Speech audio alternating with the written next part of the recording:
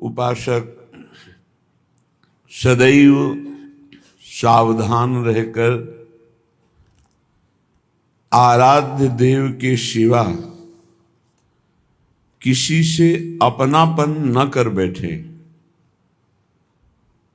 किसी से भी अपनापन किया तो परिणाम में वो मारा जाएगा। मारा जाने का तात्पर्य अपने नित्य स्वरूप की प्राप्ति के लिए जो मानव देह मिला था वो व्यर्थ चला जाएगा। किसी से भी अपनापन, मेरे तो श्री श्यामा श्याम दूसरो न कोई। अगर दूसरा कोई अपना है तो सच्चे मानो सिर्फ कष्ट के सिवा, चिंता के सिवा, शोक के सिवा और परिणामतः कुछ हाथ ना आना, यही परिणाम होगा। इतना राग हो गया है शरीर से और शरीर संबंधियों से, शरीर भोगों से, कि ये बात हमारी समझ में ही नहीं आती कि मेरे तो श्री श्यामा श्याम दूसरो न कोई। ये भी पता है जाना है, ये भी पता है कुछ साथ नहीं जाना है, फिर भी सावधान नहीं। कैसी भगवान की विचित्र माया है कि जानते हुए भी अपने दिव्य कमाई के समय को व्यर्थ में गंवा रहा है। दिव्य कमाई, नाम रूप लीला धाम। अपने इष्ट का नाम, अपने इष्ट का रूप, अपने इष्ट का धाम, अपने इष्ट की लीला, बस यही सर्वस्व है। ये जो श्यामा श्याम की रसमयी उपासना है, श्रीपाद कह रहे थुत्कारयन्तो भजताम सर्वानंद रसोन्नति यो भजेन नित्यमेकेन भावेन तमहम भजे। यो भजेन नित्यमेकेन, ये बहुत खास बात है। यो भजे नित्य मेकेन, अपने इष्ट का ही केवल भजन, अंतर में चिंतन, अन्य नहीं। ये बड़ा कृपा का मार्ग है। जब कृपा से इतने नजदीक आ चुके हो तो अनन्य हो जाओ। इष्ट की अनन्यता ही इस साधन मार्ग की सिद्धावस्था है। अब जितनी जल्दी आप अनन्य हो जाएं, अनन्यता में बड़ी दिव्यता है। अनन्यता में इष्ट चूक नहीं देखता है। अनन्यता में निश्चित भगवत प्राप्ति होती है।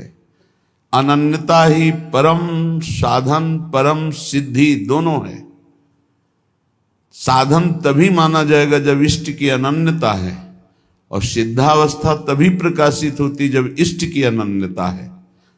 बोले और भोगों की बात, लोक लोकांतर के सुखों की बात तो थुत्कारयन्तो, थूक देने योगी, इनमें कोई सार बात नहीं।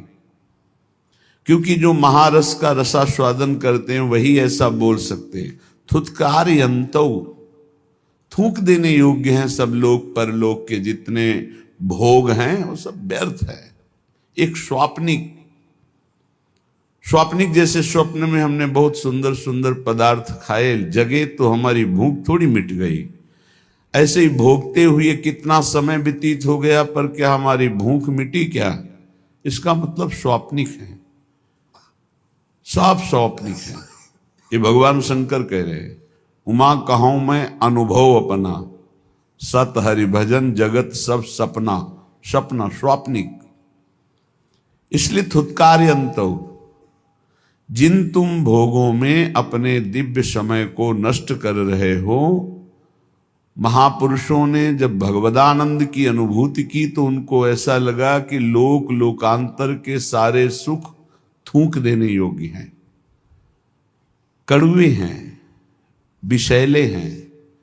ब्रह्मादि के भोग सब विष सम लागत ताहि, नारायण ब्रज चंद की लगन लगी है जाहि। बिरह कमंडल कर लिए बैरागी दो नयन, मांगत दरस मधु करी छके रहे दिन रैन। नारायण स्वामी जी कह रहे हैं जिनको श्री कृष्ण मिलन की लगन लग गई, उनको ब्रह्मादिक के भोग भी विष के समान लगते हैं। वो विरह रूपी कमंडल लिए वैरागी उनके नेत्र हैं, केवल दर्शन रूपी मधुकरी मांगते रहते हैं, रात दिन परमानंद में छके रहते हैं। जब कोई ये बताता है कि अमुक उपासक बहुत भगवत प्राप्ति के लिए विकल है, तो ऐसा लगता है कि भगवान इस कलिकाल में कोई भगवत प्राप्ति के लिए विकल है। धन्याति धन्य भाग उस साधक के, उपासक के, जिसको ये बात आ गई कि मुझे भगवत प्राप्ति करनी है। कैसे भगवत प्राप्ति? वो विकल है अंदर से। भगवत प्राप्ति की विकलताएं अनेक जन्मों के साधनाओं का फल समझ लो, या गुरु संत भगवंत शास्त्र सबकी एक साथ कृपा समझ लो। भगवत प्राप्ति की चाह हो जाना, जिसके अंदर प्रभु के मिलन की चाह हो जाती, तो मृत्यु लोक के या स्वर्गलोक के सुखों की क्या, ब्रह्मलोक के भोगों को भी वो विष के समान देखता है। तो श्रीपाद करे थुत्कारे अंतो, थूक देने योग्य हैं ये सब भोग। भजताम सर्वानंद रसोन्नति ही, भजनानंदियों की पराकाष्ठा है श्री प्रिया प्रीतम का भजन। भजनों में सबसे सर्वश्रेष्ठ नित्य विहार भजन है। समस्त रसिक महापुरुषों ने स्वीकार किया। श्यामा श्याम का आठों पहर दुलार करते हुए उनके चिंतन में डूबना, सेवा सुख चिंतन में डूबना, इससे बड़ा कोई भजन नहीं है। भजताम सर्वानंद रसोन्नति ही, सर्वानंद प्रदान करने वाला, उन्नति पराकाष्ठा, नित्य नवम नवम महारस महामाधुर्य। कौन? बोले श्री प्रिया प्रीतम का, श्यामा श्याम का। इसलिए यो भजे नित्य में केन भावेन तम हम भजे, जो एक भाव से, कभी ये कभी ये कभी ये, तो अभ्यास का भजन हुआ। वो प्रेम का भजन एक ही का, एक ही का नाम, एक ही का रूप, एक ही की लीला, एक ही धाम, पूर्ण आसक्त चित्त श्यामा श्याम में। तो श्रीपाद कह रहे हैं मैं ऐसे भजनानंदियों का स्वयं भजन करता हूं, इनकी चरण वंदना करता हूं, इनका नाम स्मरण करता हूं, इनके रूप दर्शन की आकांक्षा, इनके चरणों की सेवा, ये संपूर्ण भजन जो हमारे प्रिया प्रीतम के अनन्य हो करके, अन्य सब भोग विलासता का त्याग करके, लोक लोकांतर की चाह का त्याग करके निरंतरता भजन में बनाए हुए हैं। मैं ऐसे प्रिया प्रीतम के प्रेमी भजनानंदी महापुरुषों को प्रणाम करता हूं, उनका स्मरण करता हूं, उनकी सेवा की चाह करता हूं। भज धातु सेवायाम। त्रिभंगी मुत्तुंगी कृतरस तरंगैर नव नवोन, मदानंगे नीलोज्वल घन निभांगे, दधदहो लसदोहो तंसी, मणिमय वतंसी ब्रजकुला, बलानि विस्रंसी, स्फुरत मम बंसी मुख हरि। अहो, अधरों पर वंशी विराजमान करके जो नित्य नवीन प्रेमोन्माद करने वाली मुरली है, उसे अपने अधरों पे विराजमान करके जब गान करते हैं तो चर अचर सब प्रेम से युक्त हो जाता है, चैतन्य समाधिस्थ हो जाते हैं और जड़ में चैतन्यता आ जाती, भ्रमण होने लगता है। ऐसे मोर मुकुट धारण करने वाले, इंद्रनीलमणि की कांति, मणिमय कुंडल धारण करने वाले और नवीन नवीन महान प्रेम स्वरूपा प्रेमी रसिकों के द्वारा जो भावदेह को प्राप्त हैं, उनसे घिरे हुए हैं और प्रेम क्रीड़ा परायण हैं, ऐसे ललित त्रिभंगी मुत्तुंगी कृत रस तरंगैर नव नवोन्मादैर, जिनके श्रीअंग के दर्शन मात्र से नव नवायमान प्रेमोन्माद प्रकट होता है, जो नवीन नवीन रसिक महापुरुष भावदेह को जो प्राप्त हैं वो घेरे हुए हैं, जो ललित त्रिभंगी होकर अधरों पर मुरली विराजमान करके वादन कर रहे हैं, वंशी नाद कर रहे हैं, ऐसे प्रभु श्री हरि हमारे हृदय में स्फुरित हों, ऐसी श्री किशोरी जो हमारे हृदय में स्फुरित हो, ऐसा श्री वृंदावन हमारे हृदय में स्फुरित हो। देखो, प्रगट वृंदावन में विराजमान हो, इसका फल होगा हृदय में वृंदावन का प्रादुर्भाव हो जाना। यहां आप जो वृंदावन प्रगट देख रहे हो, इसमें काम क्रोध लोभ मोह मद मत्सर इनका पहरा है, बहुत जोर का पहरा है। चूक गए तो मार के गिरा दिए जाओगे। लेकिन जब हृदय देश में वृंदावन का प्रादुर्भाव होता है, तब इनका प्रवेश ही नहीं होता है।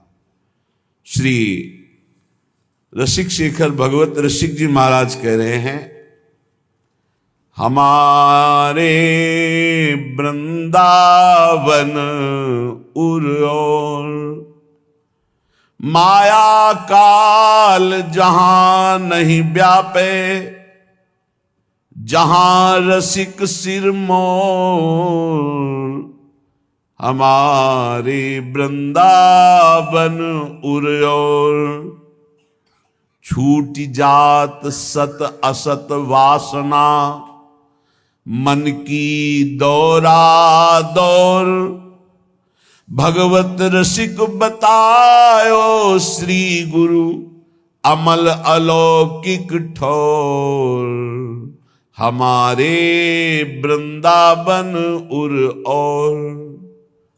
श्री गुरुदेव भगवान की कृपा से प्राप्त नाम मंत्र उपासना के प्रभाव से हमारे हृदय में और वृंदावन जागृत हुआ है। और वृंदावन यहां निर्माण हो रहा है, यहां विनाश लीला भी दिखाई दे रही है, पालन लीला भी, अर्थात मायाकृत त्रिगुण का खेल यहां भी दिखाई दे रहा है। सृजन, जन्म होना, पालन, बढ़ना और नष्ट हो जाना, संहार, तीनों लीलाएं भगवान की यहां दिखाई दे रही है। शरीर बढ़ रहे हैं, नष्ट हो रहे हैं, जन्म ले रहे हैं, बढ़ रहे हैं, नष्ट हो रहे हैं, दृश्य बदल रहा है, नष्ट हो रहा है। लेकिन जब गुरु प्रसाद से इसी धाम में उपासना परिपक्व होती तो हृदय में जो वृंदावन जागृत होता है, बोले पहली बात, इस त्रिगुण माया का प्रभाव प्रवेश नहीं करता, जो दिव्य वृंदावन हृदय में प्रकाशित होता है। माया और काल, कालातीत वृंदावन, त्रिगुणातीत वृंदावन, माया काल जहां नहीं व्यापे, त्रिगुण माया का प्रभाव हृदय के वृंदावन में नहीं पड़ेगा, काल का प्रभाव हृदय के वृंदावन में नहीं पड़ेगा। जहां रसिक सिरमौर, जहां हमारे आचार्य गुरुदेव सहचरी स्वरूप से निरंतर सेवा में विराजमान हैं, जब इस वृंदावन का हृदय में जागृत होता है तो असत वासना की कौन बात करे, सद वासना भी नहीं रह जाती। छूट जात सत असत वासना, मन की दौरा दौर, ये जो मन चंचल होकर के लोकांतर के भोगों में भटक रहा था, अब प्रियालाल के प्रेम रस में, नवनिभृत निकुंज की शोभा में ये अटक गया। इसकी दौड़ भागने की सामर्थ्य गई, पंगु हो गया मन। ना माया का प्रवेश त्रिगुण, ना काल का प्रवेश कालातीत। जहां हमारे रसिक शेखर आचार्य सहचरी वपु से, गुरुदेव सहचरी वपु से सेवा परायण हैं, वो दिव्य वृंदावन हमारे हृदय में प्रकाशित हुआ। सद और असद दोनों वासनाएं छूट गई, निर्वासनिक हृदय, मन पंगु हो गया, भगवत रसिक जी कहते हैं ऐसा अलौकिक ठौर गुरुदेव की कृपा से हृदय में जागृत हुआ। ये अलौकिक वृंदावन कब जागृत होता है? कैसे? उपासक के, जिसको पाई भर परवाह नहीं होती, न लोक की न वेद की, एकमात्र श्यामा श्याम का अनन्य होकर रात दिन भजन में लगा है, सेवा में लगा है, चिंतन में लगा है, जिसके हृदय में नरक स्वर्ग अपवर्ग आस नहीं त्रास है, जहां राखो तहां रहो मानी सुख राशि है, देव दया करि दान न भूलो के लिको, भगवत बलित तमाल बिलो को बेलिको। बहुत सुंदर निष्ठा का वर्णन है। इस निष्ठा के बिना दिव्य वृंदावन में आपका प्रवेश या आपके हृदय में दिव्य वृंदावन का प्रकाश होना ये बड़ा कठिन है। बहुत बड़ी कृपा हो गई, दरवाजे में तो आ गए, बस अब घर में प्रवेश करने। दरवाजे के बाहर त्रिगुण का पहरा है, अभी दरवाजे पे हो, अभी अंदर प्रवेश नहीं हुए। सतोगुण तमोगुण रजोगुण इसका देखो लीला विलास दिखाई दे रहा है, कुछ बुरा कुछ अच्छा कुछ विनाश लीला ये दिखाई दे रही। इसका मतलब त्रिगुण दृष्टि है और अभी त्रिगुण को आप देख पा रहे हैं। कुछ निर्माण हो रहा है, कुछ टूट रहा है, कुछ ऐसे काल का भी प्रभाव दिखाई दे रहा है, अवस्था का भी प्रभाव दिखाई दे रहा है। मन की दौड़ा दौड़ भी नहीं मिटी है, वासना भी है सदसद, अभी वृंदावन में प्रवेश नहीं हुआ। यही वृंदावन है, पर त्रिगुण का जो तुम्हें खेल दिखाई दे रहा है इससे परे है यहां का खेल। ये कब हृदय में जागृत होगा?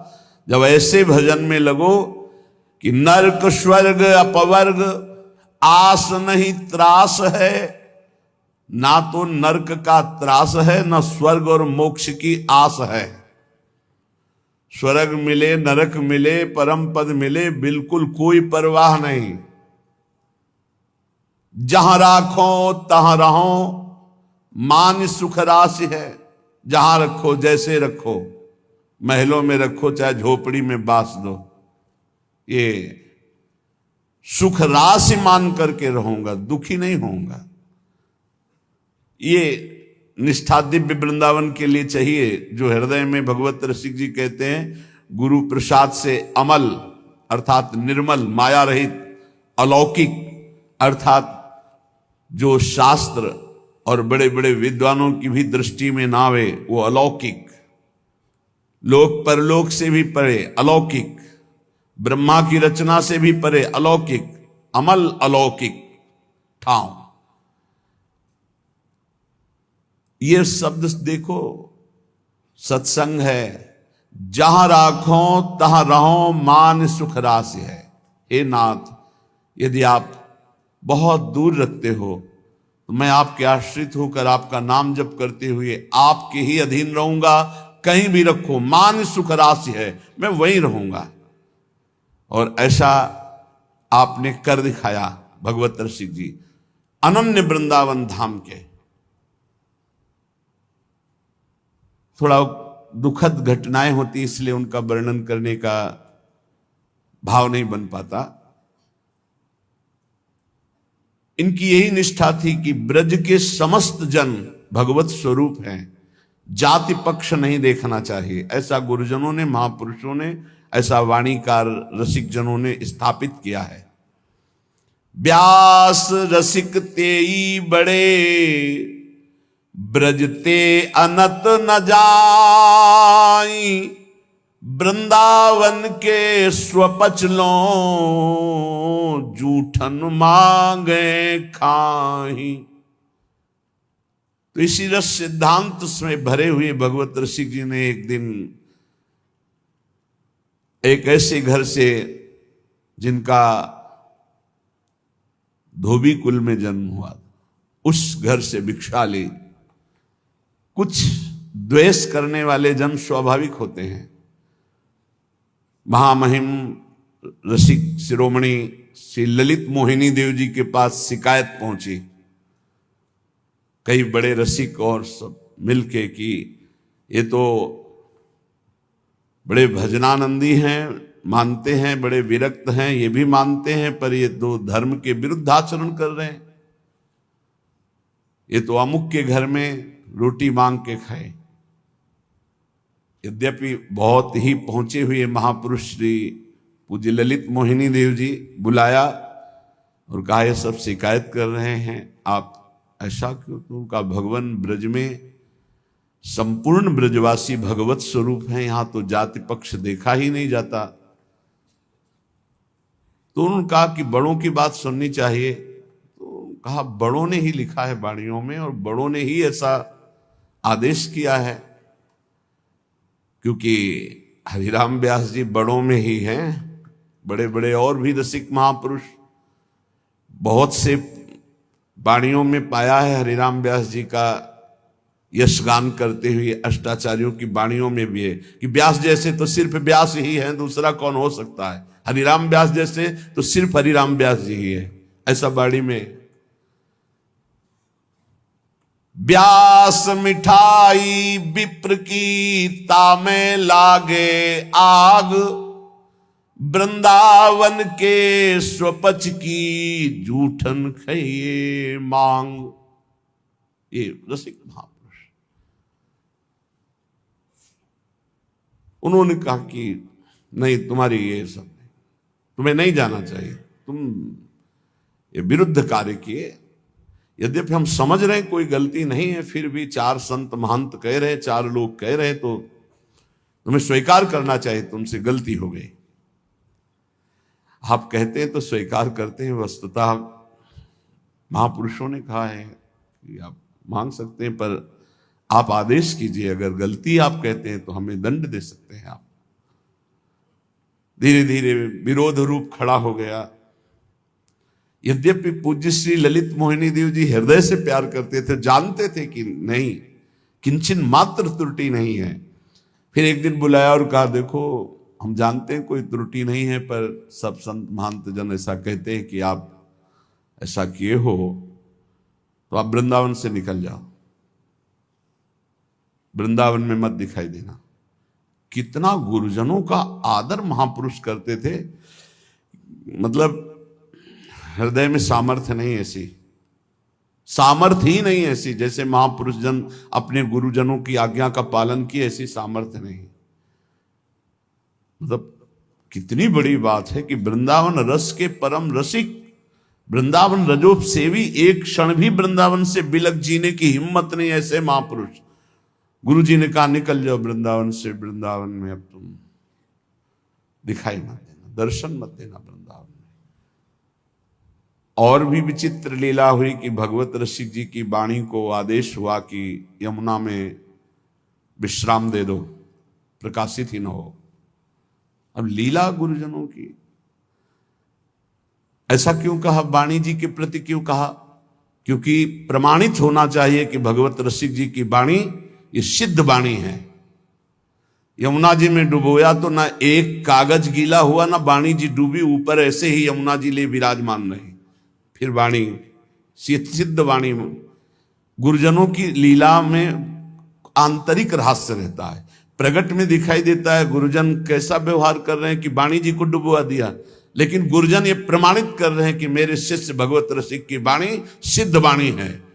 यमुना जी अपनी गोद में ले रही, एक बूंद जल किसी भी पन्ने में नहीं लगा, कोई भी वाणी किसी भी तरह से खंडित नहीं हुई, पूरी वाणी पुनः वापस हुई। भगवत रसिक जी ने श्री चरणों में प्रणाम किया और कहा कभी अब दोबारा दर्शन नहीं होंगे हमारे आपके, आपकी आज्ञा का अक्षरशः पालन होगा। और यमुना का किनारा पकड़ा और सीधे प्रयागराज झूसी में यमुना के पावन पुलिन तट पर निरंतर नित्य विहार श्री श्यामा श्याम का अवलोकन करते हुए, कल आपने सुना जब शरीर छोड़ा तो सब अलौकिक दिव्य विभूतियां आ गई स्वागत करने के लिए। गंगा जी ने कहा आप अभी इसी क्षण शिवलोक को चलिए, ब्रह्मलोक को चले, कोई कह रहा अमुक लोक को चले, सरस्वती जी कह रहे ब्रह्मलोक चलिए, साहब विश्व का वैभव आपके लिए। भगवत ऋषि जी ने कहा नहीं, हमारा लक्ष्य ही नहीं है, हमारा लक्ष्य तो श्यामा श्याम है। हम तो यमुना सखी के साथ अपने प्रिय नवनिवृत्त निकुंज में जा रहे हैं, जहाँ स्वामी जी बिहारी बिहारिंजू का दुलार करते हैं। मुझे शरीर पूरा हुआ और आश्चर्य की बात कि प्रवाह में शरीर संगम की तरफ जाना चाहिए, पर यमुना जी उल्टा लहरों में लेकर के शरीर को प्रवाहित करने लगी वृंदावन की तरफ। इस सब ने देखा दिव्य महापुरुष का शरीर भी दिव्य होता है। तब वो कह रहे हैं नरक स्वर्ग अपवर्ग आस नहीं त्रास है, जहां राखो तह रहो मान सुख राशि है। देव दया कर दान न भूलो के लिको, भगवत बलित तमाल बिलोको बेलिको। मुझे नरक का भय नहीं है, स्वर्ग और मोक्ष की चाह नहीं है, जा रखो हे श्यामा श्याम, हे गुरुदेव, वहीं सुख राशि मान करके रहूंगा। बस एक दया करके दान कर दो कि श्याम तमाल पर अर्जी हुई कनक की बेल की तरह मैं युगल सरकार को हर समय देखता रहूं, बस उनकी केल को ना भूलूं, उनके इस मिलन के रूप को देखता रहूं, जहां मनावे वहां रख दो। नरक स्वर्ग अपवर्ग आस नहीं त्रास। और सुख दुख भुगते देह नहीं कछु शंक है, निंदा स्तुति करो राव क्या रंक है। परमारथ व्यवहार बनो कि ना बनो, अंजन हुए मम नैन रसिक भगवत सनो। भगवत रसिक जी कह रहे मुझे इसकी भी परवाह नहीं, शरीर दुख भोगे या सुख, इसकी भी परवाह नहीं। सुख दुख भुगते देह नहीं कछु शंक है, इसकी कोई परवाह नहीं। चाहे भयानक शरीर को पीड़ा दी जाए या शरीर की अनुकूलता दी जाए, मुझे इस शरीर की प्रतिकूलता अनुकूलता से कोई मतलब नहीं। निंदा स्तुति करो राव क्या रंक है। कोई नीच से भी नीच पुरुष हमारी निंदा करे उससे क्या फर्क पड़ता है, या कोई बड़े से बड़े राजा आकर प्रणाम करे स्तुति करे उससे क्या फर्क पड़ता है। स्तुति और निंदा से परे, अनुकूलता और प्रतिकूलता से, देह भाव से ऊपर परमार्थ व्यवहार बनो कि ना बनो। परमार्थ भी बने ना बने, व्यवहार बने भी ना बने, तो एक बात केवल चाहते हैं, जैसे नेत्रों में अंजन अंजा रहे ऐसे युगल सरकार केवल हमारे नेत्रों में बसे रहे। बस अंजन हुए मम नैन रसिक भगवत सनो। भगवत रसिक जी कहते हैं हमारे नेत्रों में बसी गौर श्याम जोड़ी झलकती रहे, इसके सिवा और कुछ नहीं। ये हमारे प्रभु समस्त अवतारियों के अवतार हैं निकुंज बिहारी। भगवत रसिक जी कहते हैं कभी भूल मत करना अन्य आश्रय लेने का, किसी दूसरे का आश्रय मत लेना। बहुत बड़ी जगह ये जो वृंदावन नित्य बिहारी लाल की शरण मिली, बहुत बड़ी जगह मिली है। इसलिए परिचय दे रहे हैं कि ये कौन हैं जिनकी हम ठसक में रहते हैं। हम ठसक में रहते श्यामाजू के, श्यामाजू के अधीन ये लालन है। लालन कौन है? बोले सब कालन को काल, लोक पालन को पाले, आपुन सदा स्वतंत्र नियंता बुद्धि विशाले। उपजावे सब विश्व रमय फिर ताके माही, देखत भूली करे परे भूलन में नाही। सडेश्वर समर्थ हरि सो भगवत असरन शरण, तन मन जन की वेदना हरहु मोद मंगल करन। तन मन की जन वेदना हरहु मोद मंगल करन। जान लो हमारे श्याम सुंदर कौन है। ठसक बहुत जोर की आ जाएगी, लालन तेरे अधीन, जाके अधीन सदाई सांवरो। वो हमारी प्रियाजू तो लालजू कौन है? बोले सब कालन को काल, लोक पालन को पाले। ये हमारे लालजू महाराज एक कालों के भी महाकाल के भी शासन है। देखो ना, महाकाल भगवान शंकर को कहते हैं। भगवान शंकर भी चरणामृत जिनका धारण करते हैं वही भगवान हरि हैं। भगवान शंकर चरणामृत जो गंगा जी है कहाँ धारण करते हैं? हाँ, वही है कालों के काल महाकाल, जो उनके द्वादश स्वरूप ज्योतिर्लिंग के रूप में विराजमान है। हाँ, सौराष्ट्रे सोमनाथम च श्रीशैले मल्लिकार्जुनम, उज्जैन्याम महाकाल ओंकार ममलेश्वरम, परल्याम वैद्यनाथम च डाकिन्याम भीम शंकरम, सेतु बंधे तु रामेशम नागेशम दारुकावने, वाराणस्याम तु विश्वेशम त्र्यंबकम, गौतमी तटे हिमालय तु केदारम, घुस्मेशम च शिवालय, एतानि ज्योतिर्लिंगानि सायं प्रातः पठेन्नरा, सप्त जन्म कृतम पापम स्मरणेन विनश्यति। ये द्वादश ज्योतिर्लिंग हैं, उनमें एक ओंकार भगवान जैसे, ऐसे महाकाल भगवान, विश्वेश्वर भगवान, अलग अलग नामों से इन्हीं भगवान शंकर का है। उज्जैन्याम महाकाल, उज्जैन में विराजमान है महाकाल स्वरूप। एक काल के महाकाल के भी ईश्वर हैं ये भगवान शंकर। जो गंगा जी धारण करते हो हमारे प्रभु का चरणामृत है। गांगम वारि मनोहारि मुरारि चरणच्युतम, त्रिपुरारि शिरश्चारि पापापहारि पुनातुमाम।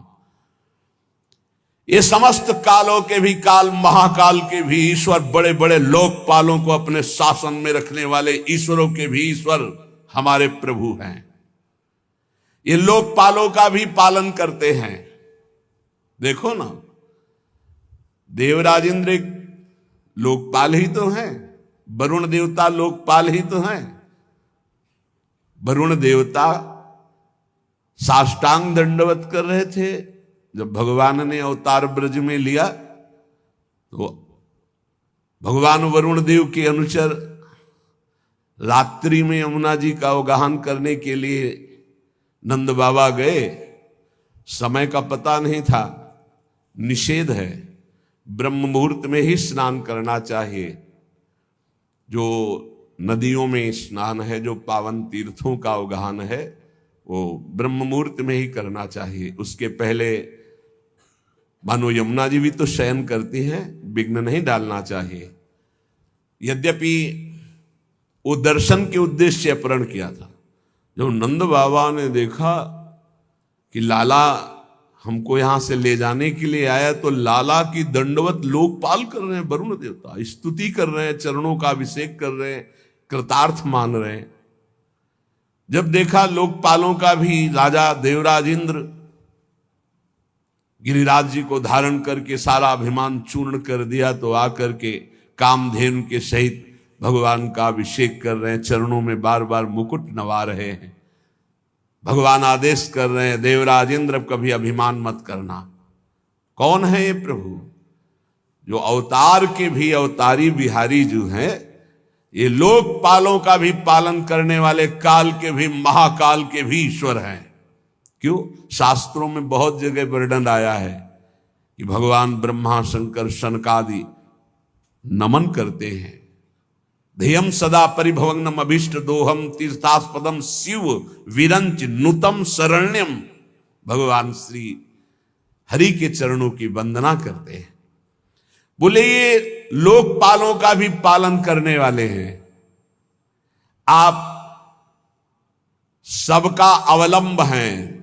त्रिभुवन में जो भी ऋषि मुनि, दैवी शक्ति, आसुरी शक्ति, जो भी है, सबका ये अवलंब है, सबको ये पावर यही देते हैं। पर परम स्वतंत्र हैं, आपुन सदा स्वतंत्र, इनके ऊपर किसी का शासन नहीं है।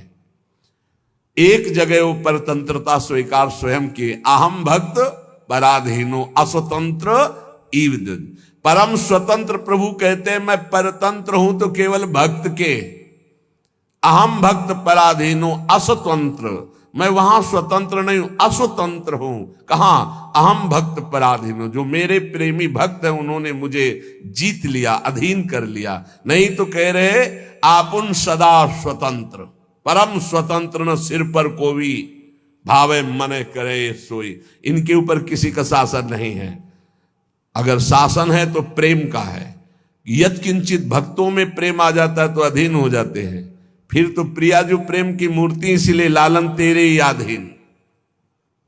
विशाला, नियंता बुद्धि विशाला, विशाल बुद्धि के अधिष्ठात्र देवता अर्थात ब्रह्मा को भी बुद्धि देने वाले, सरस्वती को भी बुद्धि देने वाले हमारे प्रभु हैं लालजू महाराज।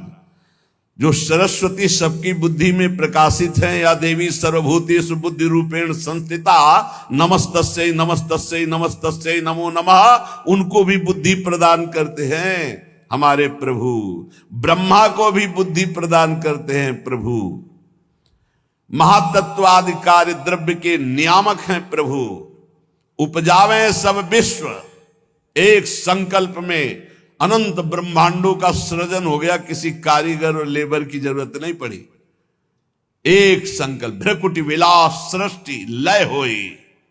सृष्टि का सृजन और पालन और लय इनके एक निमेष मात्र से, भ्रकुटी के इशारे से हो जाता है। हे ऐसी ठसक, ऐसे प्रभु हमारी प्रियाजू के अधीन हो। वो प्रियाजू हमारी प्रिय स्वामिनी है, हम उनकी प्रिय सखी हैं। कितना गर्व का विषय। आप स्वयं संपूर्ण विश्व ब्रह्मांड का सृजन करते हैं और फिर रमय ताके माही, अपने आप से अपना निर्माण करते हो। आप इसमें विराजमान हैं और फिर आप ही इसका विनाश करते हैं।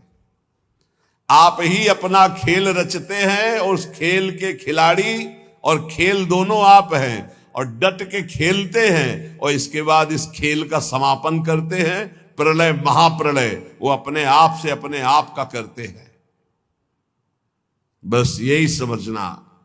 जो नहीं हो पा रहा है तो बोले देखत भूली करे।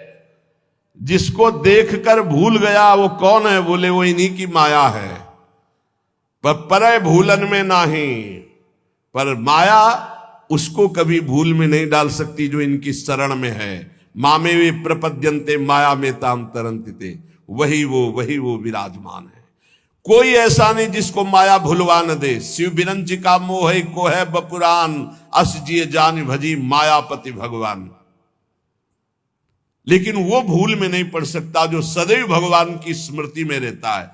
माया भगवान और भगवान के भक्त के आगे अपना प्रभाव नहीं दिखाती। मां की तरह पोषण करती है भक्त का, और भगवान की तो प्रिया है ही, मायापति भगवान कहे गए। ये महाशक्ति है। कभी भी कोई अहंकार से इस पर विजय प्राप्त नहीं कर पाया। झुक कर निकल गया तो मुक्त हो गया। अगर अहम करके बैठ जाए तो परास्त करने के लिए एक क्षण काफी है माया को। बड़े बड़ों को मिट्टी में मिला देना। चाहे जित रहे न रावण सम अभिमानी, हिरणा कश्यम सब मर्दानी, सब लहान को कुल रो निहारा। अगर ऐसे देखो, ऐसे तपस्या में, साधना में बड़े बड़ों को ऊंचाई से पटक देना इसका कार्य है।